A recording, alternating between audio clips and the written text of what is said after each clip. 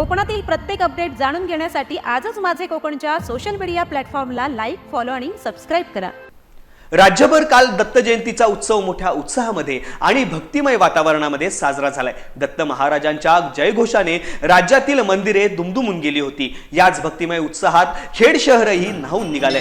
खेडमधील समर्थनगर येथील साईबाबा मंदिरात दत्त गुरु जयंती सोहळा अत्यंत श्रद्धेने आणि दिमाखात संपन्न झालाय। पहाटेपासूनच मंदिरात भाविकांची अलोट गर्दी उसळली होती। दर्शनासाठी लांबच लांब रांगा लागल्या होत्या। सकाळी मंदिरात विशेष महाआरतीचे आयोजन करण्यात आले होते, ज्यात मोठ्या संख्येने भाविकांनी सहभाग घेतला। त्यानंतर आकर्षक फुलांनी सजवलेला पालखी सोहळा काढण्यात आला आणि दत्त नामस्मरणाच्या अखंड जपामुळे मंदिर परिसर भक्तिरसात न्हाऊन निघाला। भाविकांनी मोठ्या संख्येने उपस्थित राहून दत्त महाराजांचे दर्शन घेतले आणि या पवित्र सोहळ्याचा मनसोक्त आनंद लुटलाय। संपूर्ण मंदिर परिसर रंगीबेरंगी फुलांनी आणि दिव्यांच्या रोषणाईने लखलखीत झाला होता, ज्यामुळे वातावरणाला एक वेगळीच उत्साहाची आणि चैतन्याची शोभा आली होती। गेल्या 24 वर्षांपासून खेड शहरात दत्त जयंती अतिशय उत्साहात साजरी करण्याची ही समृद्ध परंपरा याही वर्षी मोठ्या दिमाखात कायम राहिली।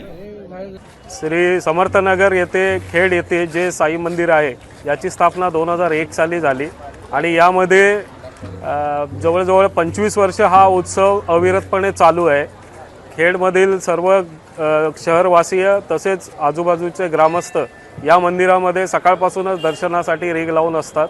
तसंच सकाळी 6 वाजता इथे अभिषेक असतो, त्यानंतर साईपूजेचं आयोजन केलेलं असतं। संध्याकाळी 7 ते 10:30 पर्यंत महाप्रसादाचं आयोजन असतं आणि यामध्ये सर्व खेड पंचक्रोशीतील सर्व भक्त मंडळी येथे येऊन महाप्रसादाचा लाभ घेत असतात। त्यानंतर मग आपण रात्रीची उत्सवाची सांगता ही आरतीने करतो, साईबाबा आणि इतर ज्या आरत्या आहेत त्याप्रमाणे।